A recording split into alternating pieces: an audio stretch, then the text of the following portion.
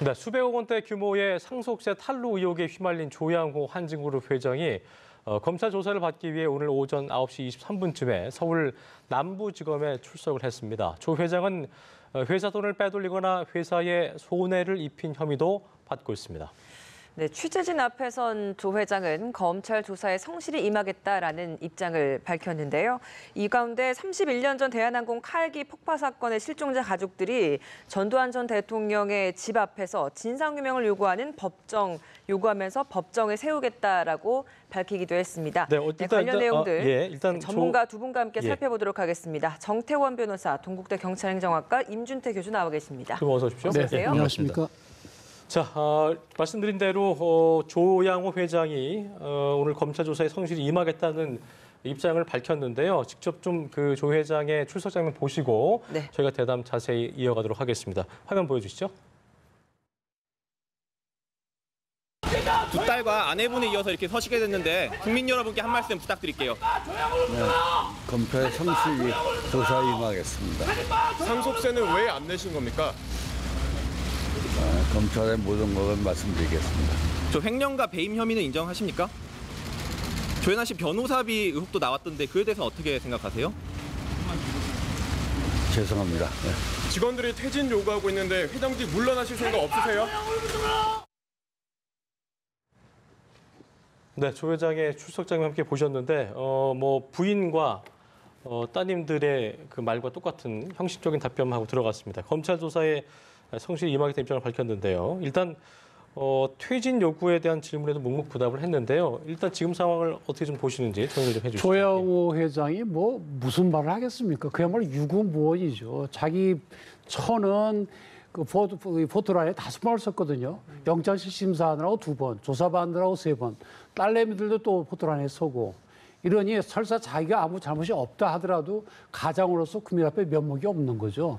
여기에 더해서 본인의 상속세 탈세 또 회사 자금 횡령 배임으로 포토라인에 쓰니 할 말이 전혀 있을 수가 없는 게 오히려 당연하죠. 또 함부로 이야기를 했다가 본인이 또 검찰 조사받을 때 이 진술에 불리한 영향도 있을 수가 있기 때문에 그저 성실히 조사받겠다. 그 얘기밖에는 다른 얘기 할 수가 없을 겁니다. 지금으로서 뭐 할 수 있는 말이 그게 최선이라고 봐야겠네요. 알겠습니다. 네, 오늘 그럼 출석해서 조사를 받게 되는 혐의들이 좀 어떤 것들이 있는지 살펴봐야 될 것 같거든요.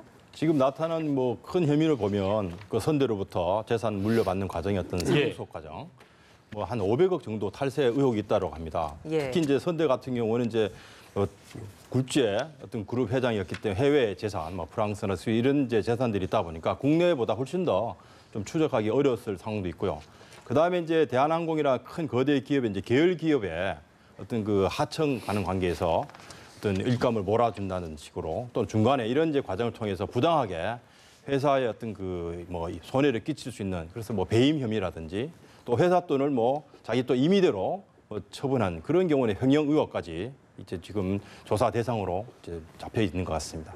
예. 지금 저희가 말씀을 나누는 와중에 중요한 속보가 좀 들어왔는데요. 오늘 오후 2시에 헌재가 대심판정에서 입영 소집에 불응하면 처벌하도록 한 병역법 조항의 위헌 여부를 가려달라면서 법원이 제정한 위헌 법률 심판 6건에 대한 선고를 했는데 양심적 병역 거부가 위헌인가에 대한 여부를 결론 냈는데 지금 헌법 불합치 판단이 나왔습니다. 일단 이것이 위헌이라고 봐야 되는 거죠? 예. 일단 헌법 불합치는 이게 이제 그 할 때 합헌, 위헌, 헌법 불합치 되게 뭐 3가지로 볼 수가 있는데 위헌 결정을 해버리면 그 순간부터 그 법 조문 자체가 효력이 없어지게 됩니다. 그런데 헌법 불합치는 이렇게 하는 겁니다. 헌법재판소가 언제까지 이 법 조문은 효력이 있다. 그래서 그날 지나면 효력이 없어진다. 따라서 그때까지 국회가 새로이 법을 만들어라 그런 취지거든요. 그래서 아마도 지금 이제 그동안에 그 양심적 사유로 인한 병역 거부에 대해서 일반 우리 사회에서 예전과는 다른 그런 그 인식의 변화도 있었고 또 정책적으로도 예를 들어서 대체본부제 이런 걸 고민할 필요가 있기 때문에 장차 도입하는 걸 전제로 해서 그냥 무조건 처벌하는 것은 맞지 않다. 이렇게 예. 아마 결정을 내린 것으로 보입니다. 네, 과거에 이제 세 차례 이 관련된 판단을 내렸던 적이 있기 때문에 그렇습니다. 이번 판단에서는 과연 어떤 결과가 나올 것인가라는 걸 더 주목해서 보고 있었거든요.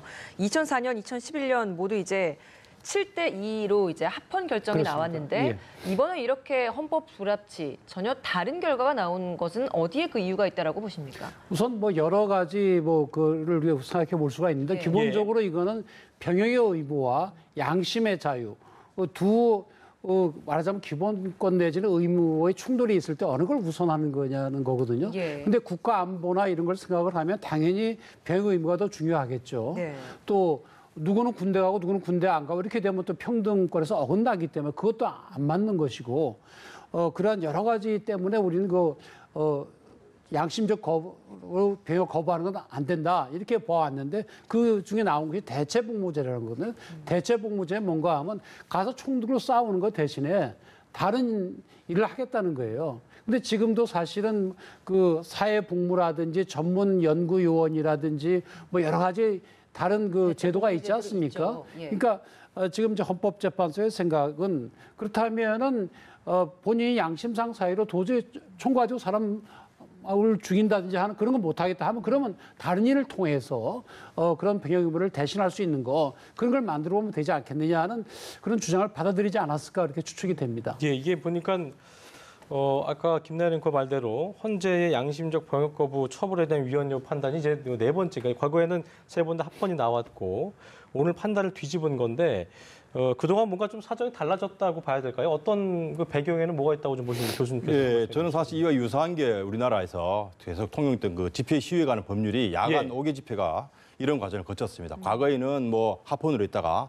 그 최근에 또 이렇게 바뀌어서 헌법 불합치 결정 이런 이제 과정을 겪었는데 예. 이번에 이 그 사안도 마찬가지라고 합니다. 특히 이 헌법재판소의 그 재판관 구인의 어떤 그 성향, 소위 말해서 판례의 어떤 그 경향을 보면 결국은 이제 보수 진영 또는 뭐 진보 진영의 어떤 그 그룹에 따라서 어떤 사안을 보는 관점이 다르다고 볼 수 있습니다. 그리고 또 최근에 헌법재판소 재판관들의 어떤 보수적 성향이 상당히 그 진보적 성향으로 바뀌면서 우리 시대의 어떤 인권이라든지 이런 부분에 대해서 훨씬 더 높은 가치를 이제 두다 보니까 예. 이런 이제 판결의 결과가 좀 달라지지 않았나 생각하고 있습니다. 네, 내년 12월 31일까지 병역법을 개정해라라고 헌법 불합치 결정과 함께 이야기가 나왔는데 이렇게 된다면 이제 내년 12월 31일 이후에 뭐 어떤 변화들이 생기는 것인지 아니면 그 사이에 이제 관련된 소송들도 좀 많이 있었잖아요. 헌법소원이나 이런 것들도 있었기 때문에 이런 것들에 대해서는 좀 어떤 식으로 결론이 날지도 궁금하거든요. 일단 지금 말씀하신 내년 12월까지라고 한다면 예. 그때 이후로 이 규정은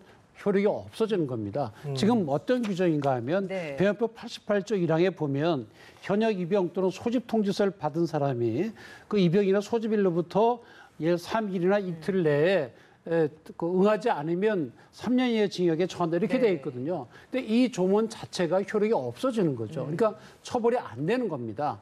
그러니까 그 전에 아마 그 국회에서 무조건 이렇게 처벌하는 것이 아니라 대체할 수 있는 그런 그 규정을 개정을 해야 될 걸로 보입니다. 그러면 12월 31일 이후에는 이 법이 처벌을 효력이 못합니다. 사라지기 때문에 그렇죠. 이와 관련해서 지금 뭐 재심을 청구하게 되거나 뭐 이런 상황도 발생하게 그렇습니다. 되는 이게 건가요? 없어지게 되니까 결국에는 기왕에 처벌을 받은 사람들은 뭐 재심을 해서 무죄를 받을 수도 있고 재판 진행 중인 사람도 무죄를 받을 수가 있죠. 근데 아직까지는 이게 이제 위헌 결정이 아니고 헌법 불합치이기 때문에 그때까지는 좀 있어야 되는 거죠. 그러니까 위헌 결정이었다면 지금 어떤 징역 3년 이하의 어떤 처벌 조항도 효력을 잃게 된다고 하고 수감 중인 양심적 병역 거부자들이 풀려나게 되는 거였는데 그렇습니다. 지금 일단은 유예가 되는 거고요. 그렇습니다. 예. 시간이 내년 12월 그렇습니다. 31일까지 지켜봐야 되는 건데. 그 헌법 불합치라는 건 지금 말씀드린 대로 어떤 사항이 헌법에 안 맞는 것 같은데 갑자기 무효로 하게 되면 그로 인한 혼란이 큰 경우에 그에 대비해서 일단 법을 좀 개정해서 여기 맞게 하자 그런 취지일 때 주로 하는 겁니다. 어쨌든 이전에 합헌 결정에서는 뭐가 바뀌어야 된다는 거죠. 그렇습니다. 합헌이 아니라는 거죠 이제는. 그렇죠. 그러니까 어떻게 보면 헌법이 위반되는 건 맞는데 예. 지금 당장 이 규정이 무효를 선언 안 하고 지금 말씀드린 대로 내년 12월 달 어떤 되면 혼란을 좀 방지하기 위해서라고 그렇습니다. 봐야 되겠죠. 예. 보니까 이렇게 결정이 나면서 그 헌재 결정으로 어떤 개인의 신념은 존중받아야 된다라는 어떤 양심적 해당자들, 병역 거부자들의 기대감은 충족이 됐습니다만 국방 공백에 대한 우려의 목소리가 계속 꾸준히 나왔었거든요. 이 부분은 좀 어떻게 좀 보시는지? 사실 이제 이 부분에 대해서 정말 국민들의 어떤 그 총의가 좀 필요합니다. 그 입법 과정에 대해서 이제 앞으로 이루어질 것 같은데 더군다나 이제 우리나라 같은 경우는 사실 국민 개병제잖아요.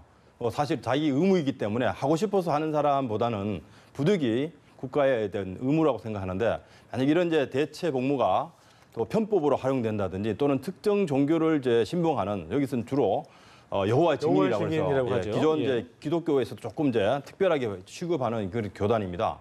만약 이런 부분이 일반 병역 의무를 지고 있는 젊은 사람들에게 자칫하면 어떤 병역을 소홀하거나 병역을 기피하거나 이러한 어떤 잘못된 어떤 시그널을 줄 수가 있다는 뭐 그런 문제점은 저는 있다고 봅니다. 좀 더 자세하게 다시 한번 들어온 속보를 전해드리면 헌재가 내린 판단이 대체복무제가 없는 병역법 처벌은 헌법 불합치다.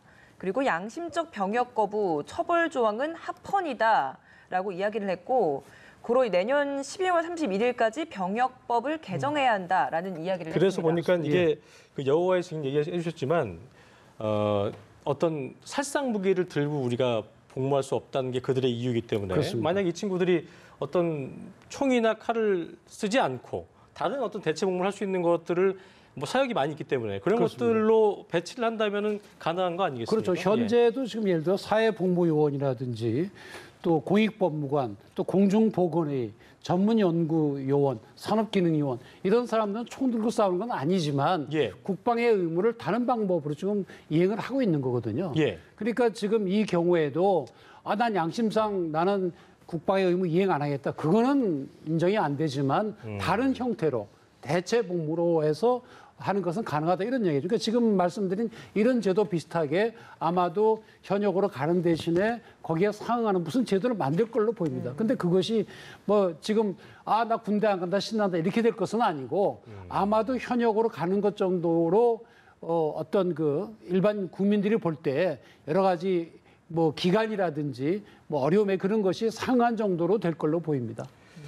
그러니까 대체 복무라는 게 어떤 교수님 보실 때도 저희가 뭐 현역을 가게 되면 일단 그 훈련소 가서 다 사격 훈련 같은 걸 하기 때문에 이걸 뭐 총을 잡을 수밖에 없잖아요. 그러니까 이런 친구들을 여기 해당자들을 위해서 어떤 특별한 어떤 조항을 만든다든가, 그러니까 훈련소를 가더라도 이렇게 해당되는 양심적 병역 거부자들 해당자에 대해서는 뭐 그런 훈련을 시키지 않는다든지 이런 어떤 그 변경이 좀 있어야 되지 않나 생각이 드는데 어떻게 보시는지? 예, 실제로 이 여호와 증인을 이제 그 교단에 소속된 이제 젊은 사람들은 이제 집중 자체를 거부하는 거거든요. 그러니까 훈련소에 가면 최소한 4주, 5주 등의 기본적인 기초 훈련하는 과정에 우리 수류탄 투척 타고 또 기관총, 뭐 어린 소총 이게 집중을 하는데 이런 부분들을 이런 대체 복무자를 위해서는 별도의 프로그램으로 물론 한 4주, 5주 같은 비슷한 교육을 받더라도 최소한의 어떤 이런 부분들은 아마 개정을 해서 훈련소에서 아마 차별적인 아마 프로그램 운영해야 될 것으로 보입니다. 예, 알겠습니다. 저희가 일단 이 얘기는 헌법 불합치로 나왔다. 그러니까 양심적 헌법재판소가 양심적 병역 거부를 처벌하게 한 병역법이 헌법상 권리를 침해하는지 여부에 대한 판단에 대해선 헌법 불합치로 결론이 났다는 소식을 전해드리면서 저희가 이 얘기는 여기서 접고요. 아까 하던 얘기 좀 더 마무리 좀 해보겠습니다.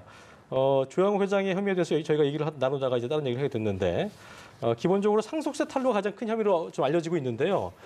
탈세 혐의에 대해서는 어떤 뭐 그 가중처벌 특가법상 그 가중처벌이 있는 거잖아요. 그 처벌은 피할 수 없다고 봐야 되는 거겠죠. 그렇습니다. 이제 그 상속세가 어느새가 하여튼 세금을 포탈하면 처벌을 받는데 특히 액수가 크면은 벌을 더 많이 받습니다. 그건 이제 특정 범죄 가중처벌에 관한 법률에 적혀 있는데 연간 10억 이상이면 무기 또는 5년 이상 징역입니다. 근데 지금 한 500억 정도 상속세를 안 냈다는 거 아닙니까? 그래서 만약에 그것이 혐의가 인정이 된다고 한다면 무기 또는 5년 이상 징역에 처할 수밖에 없고 또 공소시효도 대개 15년이기 때문에 무거운 처벌을 받게 될 가능성이 높습니다. 다만 세금을 안 냈다고 무조건 처벌받는 것이 아니고 사기나 기박의 부정한 행위를 통해서 세금을 안 낼 때 이게 처벌이 되는 겁니다. 예를 들어서 이중장부를 만들었다든지 뭐 거짓 증빙을 만들었다든지 재산을 은닉에 했다든지 기타 위계에 의한 또 행위가 있다든지 그렇게 해서 세금을 안 냈다. 그렇다고 한다면 처벌을 받는 것이고 단순히 세금을 안 냈다고 처벌받는지는 없습니다. 그러니까 조사를 해봐야 하는 거죠. 네. 앞선 가족들에 대해서도 구속영장이 많이 청구가 됐었습니다만 다 기각이 됐거든요. 그렇습니다. 뭐 이번에는 좀 이 사안들이 혐의들이 구속영장이 청구될 만한 사안이고 발부될 수 있을 것들인지 어떻게 보십니까? 그 종전에 그 이제 그 부인 되시는 분 이명희 씨 같은 경우에 보면은 다 소소한 행위들이거든요. 그거 자체로 처벌하는 게 일반 그 사회에서 별로 없습니다. 그러나 만약에 이거 조 회장의 경우에 지금 말씀드린 상속세 500억을 고의적으로 안 냈다. 또 이 회사의 돈을 한 몇백억 정도를 횡령하는 배임했다. 그러면은 그 혐의가 인정이 된다. 그러면 당연히 구속영장이 발부가 되겠죠. 예, 알겠습니다.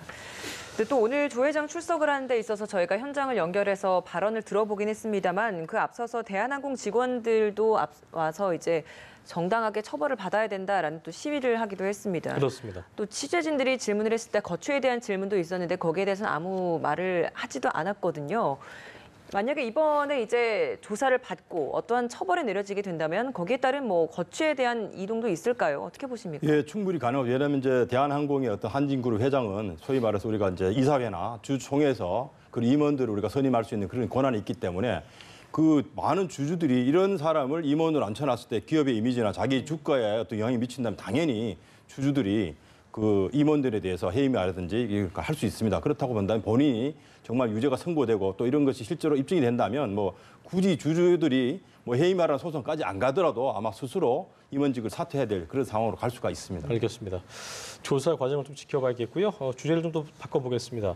1988년 대한항공 헬기 폭파 사건의 실종자 가족분들이 전두환 전 대통령의 전 대통령이 이 사건을 조작했다면서 자택 앞에 찾아가 진상규명을 요구했는데 전 대통령이 헬기 폭파 사건을 지시했고 헬기 폭파 사건의 범인이었던 김현희 씨가 안기부 직원이었다라고 주장을 하고 있습니다. 근거는 어떻게 좀 봐야 됩니까?